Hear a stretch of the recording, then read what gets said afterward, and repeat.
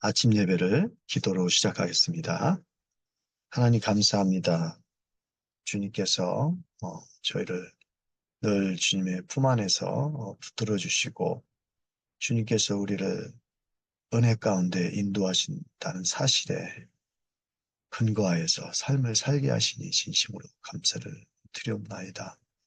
저희는 늘 죄인이며 악하고 우리의 생각하는 선한 일들조차 하나님 앞에서는 다 악한 것으로 여겨질 수밖에 없는 존재임에도 불구하고 우리를 선택해 주셔서 하나님의 백성으로서 거룩하게 삶을 살 수 있도록 성령님과 동행하는 삶으로 살 수 있도록 인도해 주시니 진심으로 감사를 드립나이다.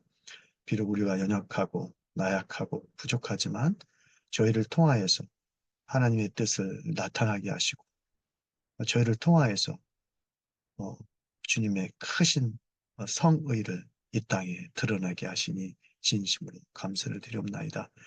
또한 저희 혼자만 하나님을 섬기는 것이 아니라 교회 공동체로서의 한 지체로서요. 하나님 앞에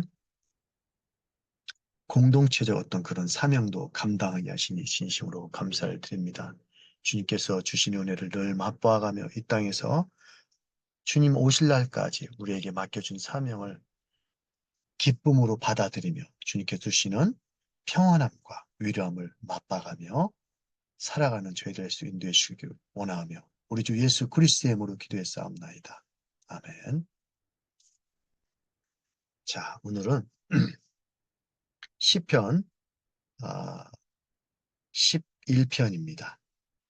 자, 시편 11편은 또 다윗의 유명한 어, 신앙적 고백이죠. 여러분들 항상 그런 삶을 사시겠지만 저를 포함해서 이 하나님의 말씀을 통해서 저희들이 어, 아는 것은 그죠? 하나님의 생각을 따라 하나님의 사고방식을 따라 하나님의 성의에 근거해서 삶을 살아가는 거죠. 그렇기 때문에 하나님께서 이 말씀을 통해서 우리에게 요구하시는 고 그분의 성의가 무엇인지를 찾아내는 것이 결국에는 우리가 말씀을 배우는 목적이기도 하죠. 왜냐하면 우리는 이제 하나님 나라의 백성이기 때문에 하나님 나라의 백성의 삶을 살기 위해서 지침서가 필요하다는 거죠. 그죠? 그러기 위해서 하나님의 말씀을 배우는 거죠. 만약에 하나님의 말씀 배우는 것을 우리가 게을리한다든가, 어, 그리고 하나님의 말씀 읽는 것을 저희가 게을리하고 그 뜻을 구하는 것을 정말 인생에서 큰 목적으로 삼지 않는다면 저희는 하나님의 백성이 아닐 수도 있습니다. 왜냐하면은 어, 하나님의 뜻을 알아야 되잖아요. 그분의 뜻을 알아야 되잖아요. 그죠? 그래야 하나님께서 우리를 세우신 이 땅에 살게 하신 목적을 계속해서 찾아 나갈 수 있고 또한 그 찾아 나가기 위해서 우리의 삶을 살아갈 때에 때로는 우리가 죄성이 너무 심해서 아니면 우리의 삶이 너무 힘들어서 그죠? 심적으로나 육적으로나 그런 상황에 처해 있을 때 하나님의 어떠하심을 잘 알고 있어야 우리는 그거에 근거해서 기도하고 찬송하고 예배하고 주님 오실 날까지 은혜를 낭비하지 않고 신국 백성의 삶을 살아갈 수 있기 때문에 그렇습니다.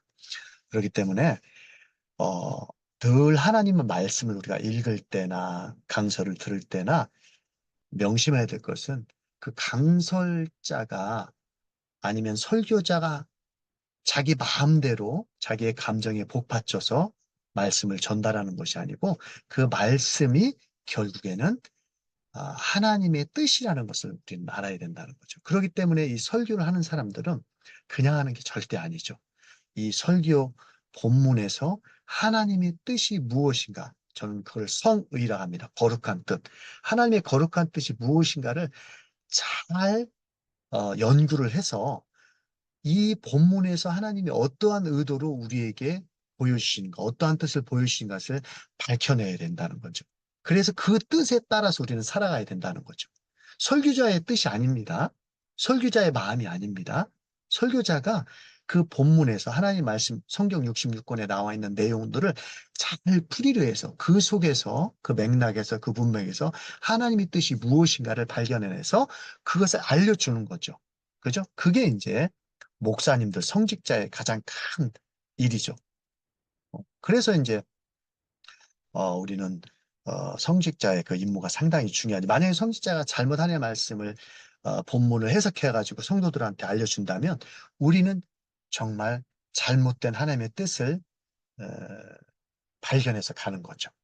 그런 점에서 오늘날 성직자의 사명이 너무나 중요하죠. 자, 그래서 제가 이제 서론 쪽 얘기했던 것이 제가 하는 말이 아니고 결국에는 시편 오늘 11편을 통해서 제가 갖고 있는 저의 인생관, 가치관, 세계관, 역사관, 정치관 이런 것들 여러분한테 말하는 게 절대 아닙니다.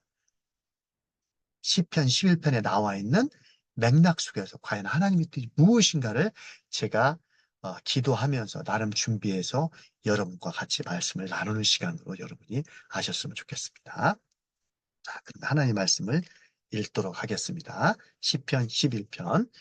자, 읽는데 같이 하나님께서 이 말씀을 통해서 은혜를 받는 시간이 되셨으면 좋겠습니다. 시편 11편 1절부터 읽도록 하겠습니다. 오늘 하나님 말씀은 되게 짧습니다. 1절입니다. 내가 주님께 피하였거늘 어찌하여 너희는 나에게 이렇게 말하느냐? 너는 새처럼 너의 산에서 피하여라. 의인이 죄송합니다. 악인입니다. 악인이 활을 당기고 시위에 화살을 메워서 마음이 바른 사람을 어두운 곳에서 소리하지 않느냐. 그렇죠?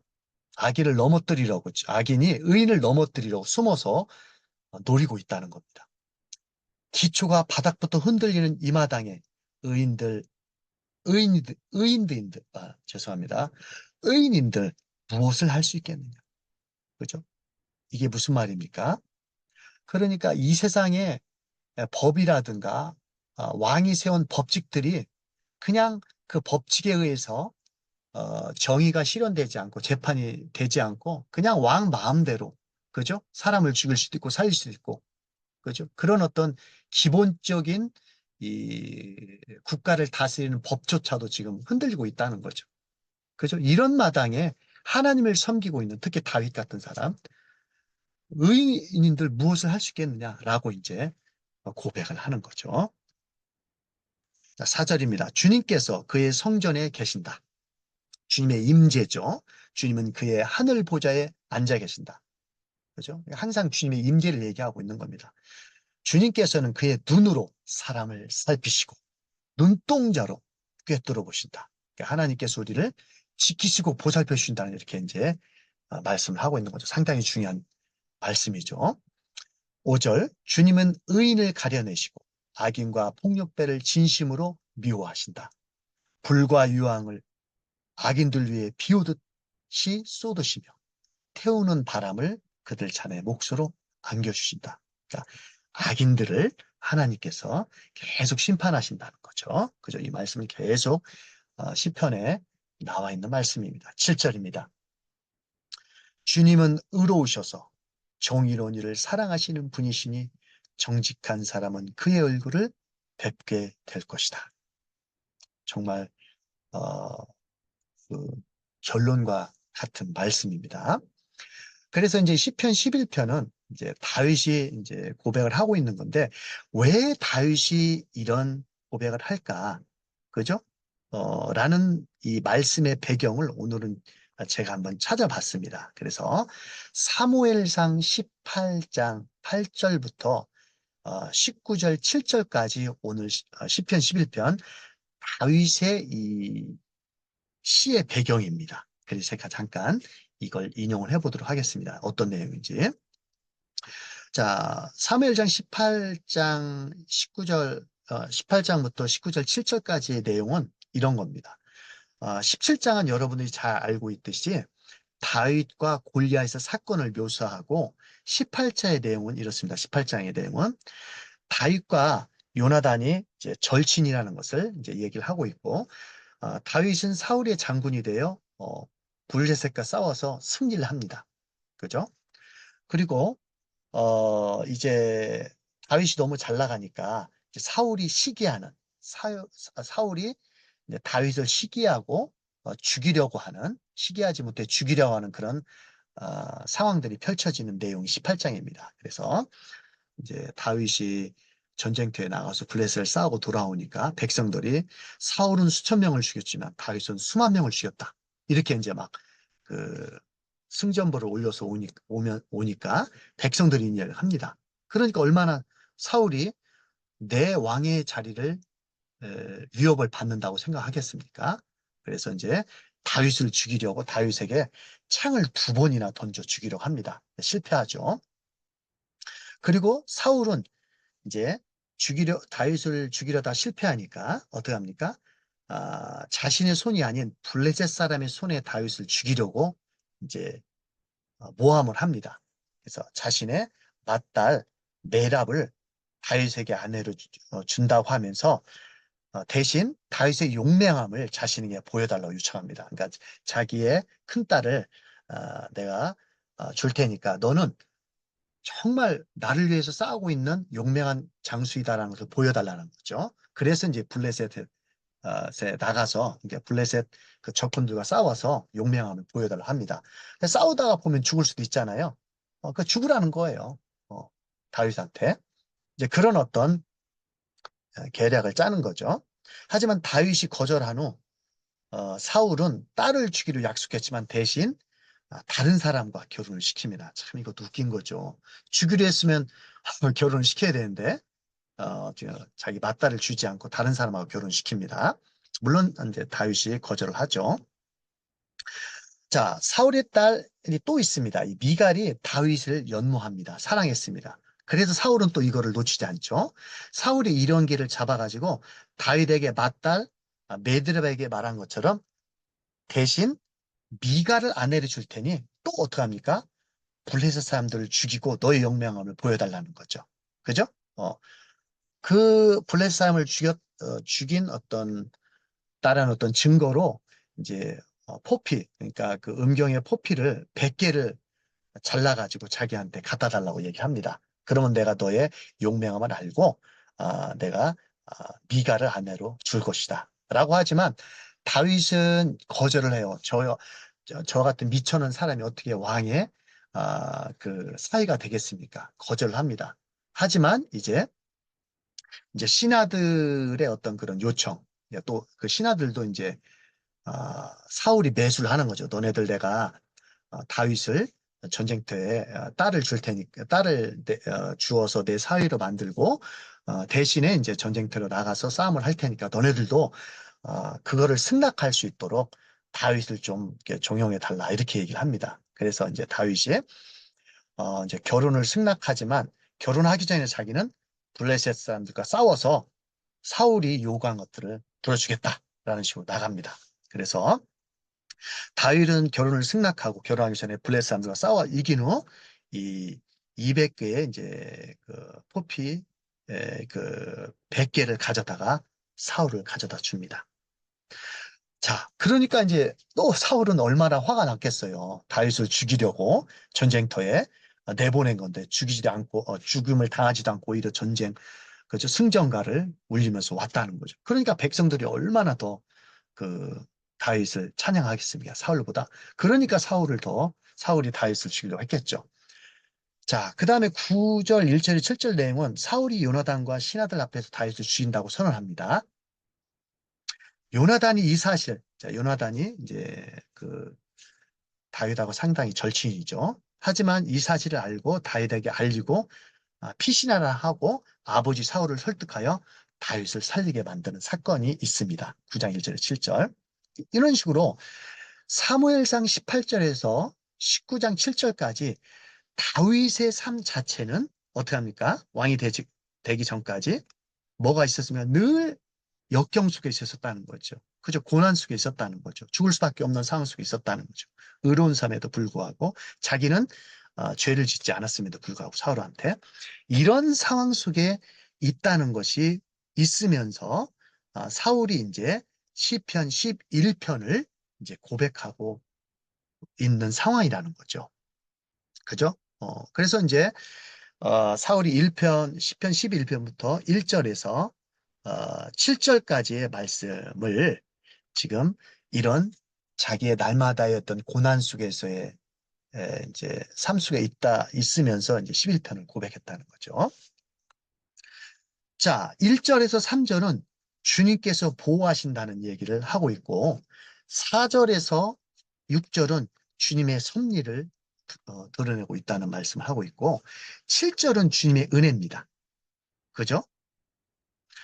자, 그래서 이제 하나님이 우리가 계속 이해하고 있지만 하나님이 우리의 믿음의 대상이시죠. 하나님이 우리의 피난처란 거죠. 다윗의 이런 좀 전에 죽임을 당할 수밖에 없는 그런 상황 속에서도 다윗은 하나님이 우리의 피난처라는 것을 이야기하고 있습니다. 내가 주님께 피하였거든. 그죠? 어, 어찌하여 너희는 나에게 이렇게 말하느냐. 그러니까 옆에서 충고하는 사람들이 누구지 모르겠지만 사울에게 죄송합니다. 다윗에게 이렇게 얘기한다는 거죠. 내가 주님한테 피하였는데 어찌하여 너네들은 나에게 이렇게 말하느냐. 그죠? 어, 산에서 피하라고 하느냐. 그죠? 늘 주님께서는 우리의 피난처라고 어, 다윗은 이야기하고 있습니다. 그래서 우리의 피난처를 뭐 산성이시오, 요새시오, 이렇게 이제 여러 가지 말로 표현하고 있죠. 그래서 이제 주님께서는 우리의 피난처시며 우리에게 은혜를 주시는 분임을 신뢰한다는 거죠. 그죠? 그러니까 우리가 계속해서 우리가 믿는 대상이 여호와 하나님이시고 그 다음에 그분을 우리가 믿고 있잖아요. 그죠? 그분이 우리의 믿음의 대상이시잖아요. 그리고 우리는 그분을 신뢰한다라고 우리는 얘기했습니다. 그죠? 그리고 그분이 하신 말씀에 우리는 동의를 한다는 거죠. 그죠? 이게 이제 믿음의 세 가지 조건이라고 얘기를 했었습니다. 그래서 우리의 피난처시며 우리의 은혜를 주신 분임을 다시 한번 신뢰를 하게 되는 거죠. 1절 3절에서. 누군가를 신뢰한다는 것이 자, 이렇게 우리의 편안함의 인생을 보장하지는 않는다는 거죠. 자, 우리는 누굴 신뢰합니까? 하나님을 신뢰합니다. 그리고 하나님이 우리의 믿음의 대상이시기 때문에 하나님께서는 우리의 피난처십니다. 그리고 우리가 어떠한 역경 속에 있음에도 불구하고 하나님 우리를 보호하시고 인도하시고 구원해 주신다는 거죠. 그죠? 그걸 우리 신뢰한다는 거죠. 그런 신뢰함이 있음에도 불구하고 우리의 편안한 인생은 보장되지 않는다는 거죠. 그죠? 그러니까 하나님을 우리를 신뢰하고 있지만 그 신뢰한다고 해서 우리의 삶이 편하다는 거죠. 편하다는 겁니까? 매일 그렇지는 않다는 거죠. 불행의 연속일 수 있다는 거죠. 그걸 오히려 신뢰라는 것은 누군가를 신뢰한다는 것은 신뢰를 받는 사람이 신뢰하는 사람을 시험하는 상황이 더 많다는 거죠. 그게 이제 오늘 말씀에 이렇게 표현하고 있습니다.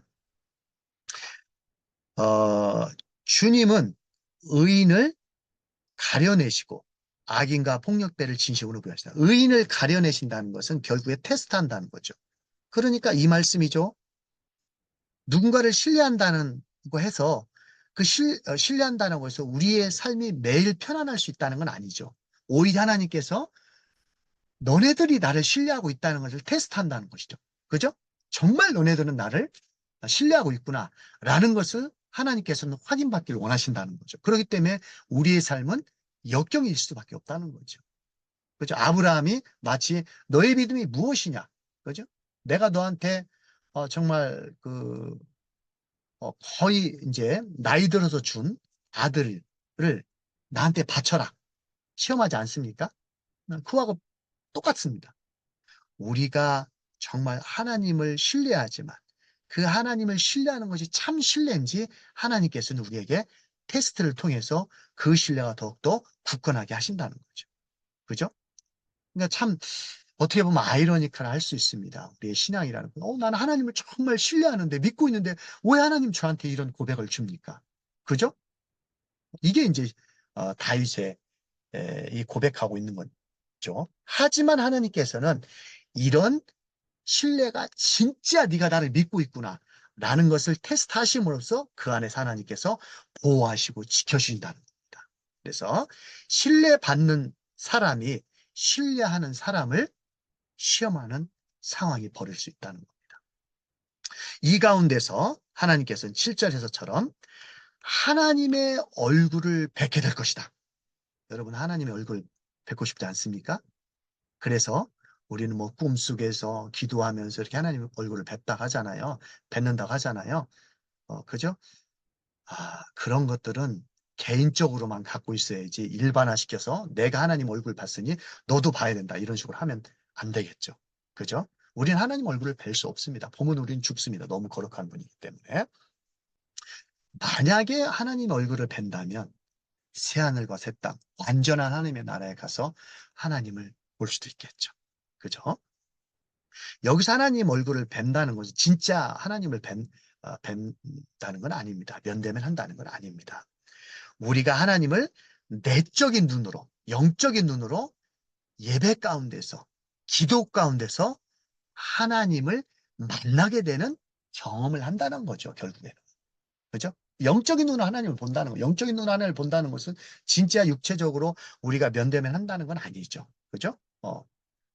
하나님을 면대면 하는 것처럼 진짜 하나님을 내가 사랑하는 사람, 내 아내, 남편, 자녀를 이렇게 살아있는 상황 속에서 보는 거와 동일하게 아니면 그것보다 더 실질적으로 그것보다 더 현실감 있게 내적인 눈으로 예배 가운데서 기도 가운데서 찬양하면서 성도의 교제 가운데서 어떻게 합니까?